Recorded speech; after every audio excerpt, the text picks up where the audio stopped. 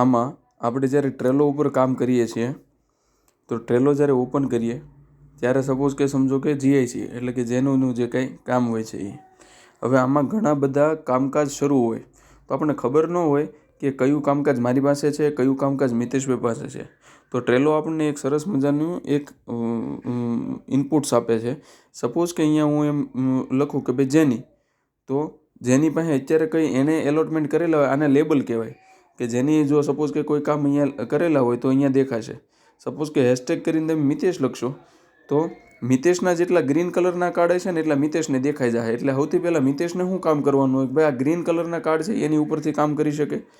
Okay, હવે સમજો કે કોઈ ટીમ મેમ્બર આવે છે, જેની આવે છે અને એને ખ્યાલ આવે કે ભાઈ મિતેશભાઈ હું નવું નાખ્યું છે, તો એક વખત આને કરી લે એટલે અહીંયા ખબર પડી જાય. જેમ કે નિકુંજ ગોપાણી ફાધર છે, વિવેક નંદા છે, બરાબર, પ્રવીણભાઈ માણિયા છે. તો અત્યારે આ નવી ઇન્ક્વાયરી આવી છે એટલે સૌથી પહેલાં એને રિપ્લાય આપી દેવાનો આવ્યા પછી, બરાબર. પછી એને સમજ પડી કે ભાઈ આપણે પોતાના કામ જોવાના હોય તો અહીંયા પોતાના જોઈ લેવાના.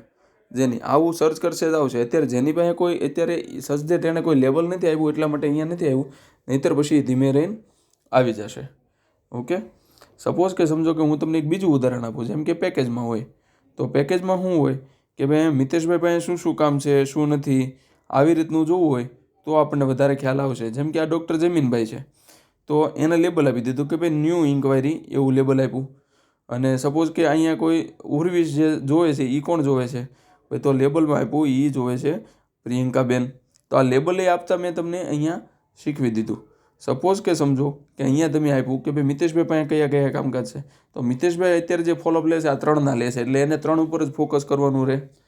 ધેન આફ્ટર સપોઝ કે સમજો કે ભાઈ ન્યૂ ઇન્ક્વાયરી તમે લખી અહીંયા, તો ન્યૂ ઇન્ક્વાયરીમાં કયા હિતેશ ડાવરિયા અને એક બીજું છે ડૉક્ટર જમીન. તો ન્યૂ ઇન્ક્વાયરી આવી તો પ્રિયંકાને ખ્યાલ આવી જશે કે હવે પછી મારે કયું સૌથી પહેલાં કોટ મારે મંગાવવાનું છે અને આપી દેવાનું છે ક્લાયન્ટને. એટલે અહીંથી છે ને આપણે ઇઝી અને ફાસ્ટ આપણે કસ્ટમરને રિપ્લાય આપી શકશું.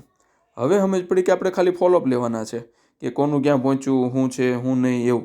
તો સપોઝ કે અહીંયા સમજો કે પ્રિયંકા લખ્યું તો પ્રિયંકા પાસે આપણે ટેગ માર્યું હતું કે ભાઈ આ પ્રિયંકાનું, તો અહીંયા પ્રિયંકા કર્યું તો અહીંયા આ વ્યક્તિ આવી ગયા. તો સૌથી પહેલાં એને ફોલોઅપ લેવાનો છે, એમાં એ વ્યક્તિના નામ આવી જશે. તો આવી રીતે આ આખી જે જર્ની છે એ થઈ શકે છે. તો મારો